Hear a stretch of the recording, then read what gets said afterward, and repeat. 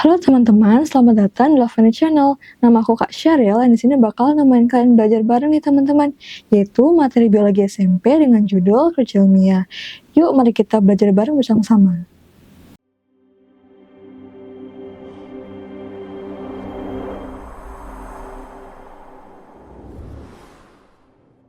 Nah, jadi yang pertama kita bakal mendalami apa sih kerja ilmiah itu. Nah, yang pertama kita pahamin dulu konsepnya. Jadi kerja ilmiah sendiri merupakan sistem kegiatan ilmiah yang dilakukan dalam kegiatan laboratorium ataupun praktikum nih teman-teman.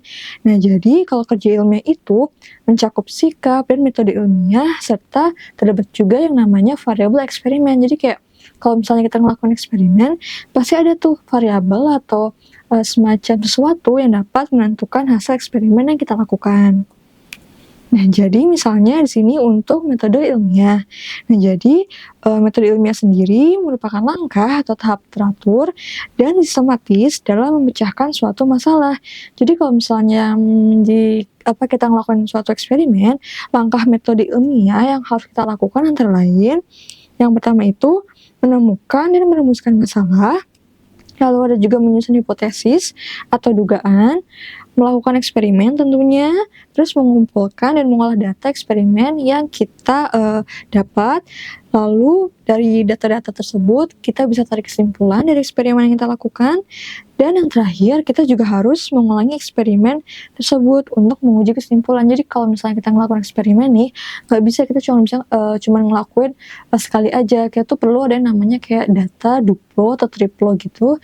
Kayak kita lakuin 2 atau 3 kali lagi untuk memastikan kalau data yang kita punya itu sudah benar-benar tepat. Nah, jadi misalnya di sini aku kasih contoh biar teman-teman tuh kayak nggak bingung dan bisa lebih paham mengenai konsep metode ilmiah. Nah, jadi yang pertama adalah penerapan metode ilmiah bagi eksperimen tanaman toge.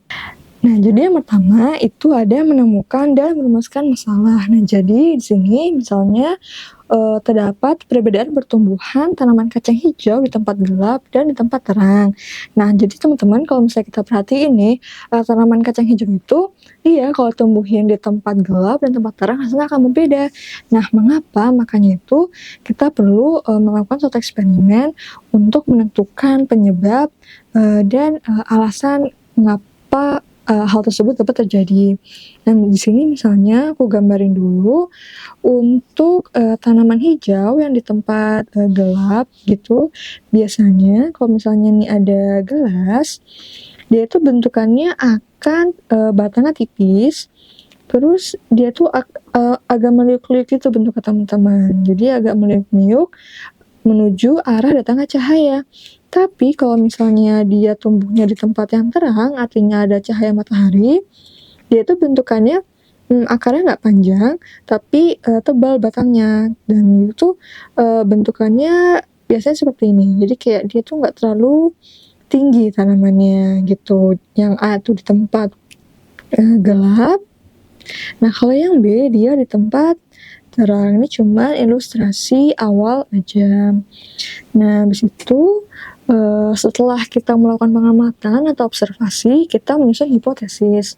Nah, hipotesis itu apa? Jadi, pertumbuhan kacang hijau dipengaruhi oleh cahaya matahari. Sudah jelas karena kita melakukan eksperimen berdasarkan variabel tempatnya. Nah, gimana eksperimennya tuh, Kak? Nah, jadi di sini kita perlu wadah, biasanya berupa gelas, bisa gelas plastik.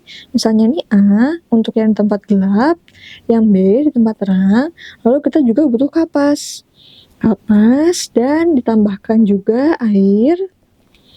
Ini air untuk ditetesi ke kapasnya. Dan plus biji kacang hijau tentunya. Biji kacang hijau, ini juga biji kacang hijau. Nah, jadi di sini kita udah tahu tuh alat-alatnya yang dibutuhkan untuk eksperimen tuh apa. Nah, jadi setelah kita punya 2 gelas tadi A dan B, yang kita bedain adalah tempatnya. Yang misalnya di A itu dia taruh di kamar atau di dalam ruang, yang B kita taruh misalnya di balkon gitu kan yang terkena cahaya matahari. Ini plus cahaya matahari. Gitu, ntar kita tunggu misalnya sekitar seminggu atau 2 minggu, gimana tuh pertumbuhan dari si kacang hijau sudah kita tanam. Sudah kita melakukan eksperimennya, habis itu kita mengumpulkan dan mengolah data yang kita dapat. Nah, jadi misalnya yang tanaman A gitu kan, dia memiliki panjang batang yang panjang dan tipis. Tapi kalau yang tanaman B, dia itu batangnya pendek tapi tebal. Terus lagi misalnya untuk yang tanaman A, dia warnanya hijaunya lebih pucat. Kalau yang B, dia hijaunya lebih cerah. Lalu yang terakhir misalnya pengamatan kita, yang A dia tumbuhnya itu lebih cepat, tapi yang B dia tumbuhnya lebih lamban. Nah, kita udah kumpulin data-datanya tuh teman-teman. Nah, sekarang kita bisa menarik kesimpulan. Nah, jadi kalau misalnya pertumbuhan kacang hijau itu dipengaruhi oleh cahaya matahari kan, sesuai dengan hipotesis yang kita buat. Nah, jadi untuk tanaman kacang hijau atau toge, dia tuh ternyata memiliki suatu hormon yang namanya hormon auksin, yang fungsinya ini untuk pembelahan sel, tunas, atau perpanjangan batang.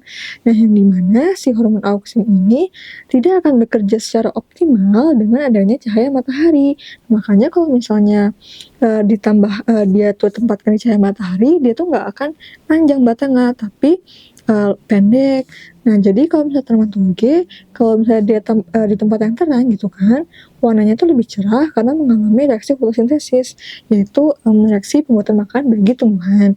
Jadi kan kalau kita taruh di tempat gelap, yaitu hormon auksinnya bekerja kan, jadinya dia pembelahan selnya juga aktif, makanya batangnya itu dia lebih panjang, tapi karena dia nggak dapat cahaya matahari, makanya warnanya itu lebih hijau yang pucat, karena dia nggak bisa membentuk suatu zat yang dihasilkan dari fotosintesis untuk keperluan dia, pigmentasi si tanaman kacang hijau tersebut. Makanya ada plus minusnya. Kalau misalnya tempat gelap dia emang lebih pucat tapi batangnya panjang, sementara kalau di tempat cerah dia itu plusnya warnanya lebih hijau, cuman dia emang batangnya lebih pendek.